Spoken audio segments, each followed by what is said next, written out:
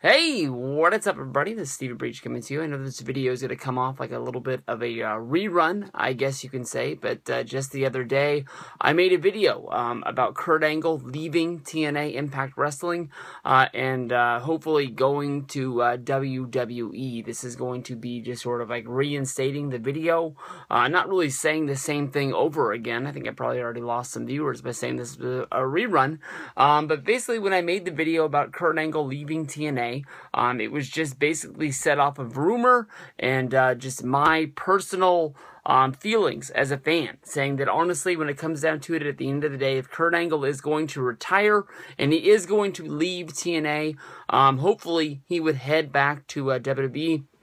And maybe make a return at the Royal Rumble, or maybe, wrestle a last match at WrestleMania. I don't even know who I would put him in there against. Honestly, like, Kurt Angle and Triple H are two guys that are real big, rivals that could go up against each other, that people would probably want to see that one last match. And, when you think about Sting is a guy that came over from TNA after, being in WCW for a long time. And even though people really wanted to see Sting go up against Undertaker, they felt that Sting going in the ring against Triple H was a safe match, seeing how Triple H would be able to have a competitive match out there with just about anybody. He'd be able to protect Sting, be able to, make sure that the crowd was going to react to him in the right ways.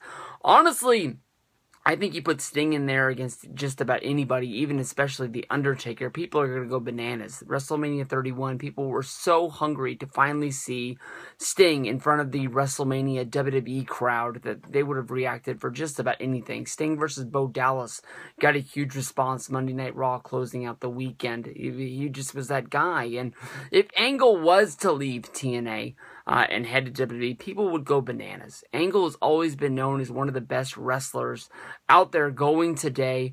You could easily put him in there with that class of Angle, CM Punk, Bryan Danielson, and Nigel McGuinness. In that class of wrestlers, being the best wrestlers that you could see in the world, actually really wrestling, not sports entertainment.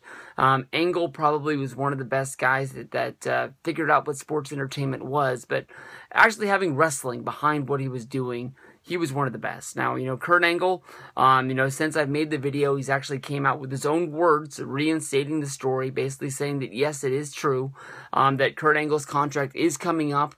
It actually is going to be expiring later than I thought it was going to be. Honestly, in my mind, I thought that Kurt Angle's contract was going to be coming up here in September. I don't know if they signed some sort of a deal to keep him around longer than I thought it was going to be. But it turns out that Angle says his contract is going to be expiring in January. And that is when he's going to be leaving TNA. He's not going to be re-signing. And he's saying basically, hey, I'm not going to be leaving this, and I'm not going to be going straight to WWE like a lot of people think he's going to do. He's going to be leaving wrestling altogether. He's going to be taking a break, and he will be looking at, what is the best option for him if he's going to be coming back to wrestling. I know that Kurt Angle does own a production company that makes movies on the side, and that's sort of like his thing that he punts money into, hopefully like an investment for what he's going to be, living on after he retires from wrestling. He doesn't want to be one of those guys, wrestling indie shows or doing autograph signings every weekend, just trying to make ends meet, to make sure that he has enough money to live on for the rest of his career. Because as you've seen, he's made a lot of money throughout his career, but nothing is guaranteed. You look at the guys like Ric Flair, Hulk Hogan, they got to go out. Hogan's desperately trying to find something to keep him going. He was one of the biggest superstars of the 80s and the 90s, and, the divorce killed him. It took everything that he had. So, the one thing that we do know is that Kurt Angle is going to be wrestling. I know that he's booked to make appearances on the Road to Bound for Glory tour, which is 3 house shows, I believe, all in Virginia, leading up to the Bound for Glory show, which I believe it's in North Carolina, but it could be in South Carolina for all I know. It's in the Carolinas, and people are saying that it's there because of, trying to build a big thing around Jeff Hardy and the Hardys, and it's a guaranteed crowd because if Omega is able to sell out a show there, definitely TNA wouldn't be embarrassed by running a show and not having a full house for their WrestleMania. But what it looks like is this is going to be Kurt Angle's last match. Well, for a while. You know, maybe he goes out and he makes a movie. We saw him in Pain and Gain with The Rock and Mark Wahlberg. He had a fight scene in there. Maybe he goes out and he makes a movie and he never comes back. He ends up finding a way to become a star like Batista. Sometimes people take breaks from things and they never come back. So we'll have to see what goes down with this. But as of right now, Bound for Glory has probably its biggest, strongest selling point is that, you know, Kurt Angle has announced he's going to be leaving TNA. This is at least going to be his last match in TNA. You would think so.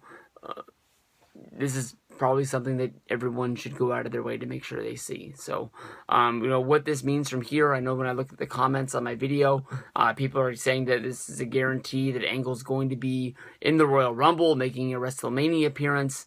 I don't know. I know wrestlers will work people trying to make sure that, you know, things are a surprise, but for me, as of right now, I believe Angle. I take him at his word, and he says he's going to be taking a break from wrestling. If anybody deserves a break, it's going to be him. He is coming back from an injury. He hasn't been wrestling in a while. But Angle's the guy that goes hard. And even though he's only got, like, probably, if he wrestles on him, 3 house show matches and 1 Bound for Glory match, and however they choose to end his career out with his contract expiring in January, he's going to go hard, and he's probably going to need a break after that. He's going to be a guy that probably is going to wrestle for a few months, take a few months off, wrestle for a few months, wrestle, and do what he can do. But hopefully, you know, Triple H can get this guy on the phone, make him some sort of a deal saying, hey, we're going to make sure that you go out on top, give him that big sort of WrestleMania match, maybe give him a job at the NXT Performance Center. Like I said in the last one, he's probably one of the best wrestlers there is going today, and being able to teach somebody, maybe even giving him a guy like Chad Gable some tips. And, you know, there's never been really anybody that's ever been able to really grasp what sports entertainment is. We've seen Angle be serious. We've seen Angle be that, you know, happy-go-lucky guy. We've seen Angle just be the flat-out idiot, you know, singing and dancing and wearing cowboy hats in the back.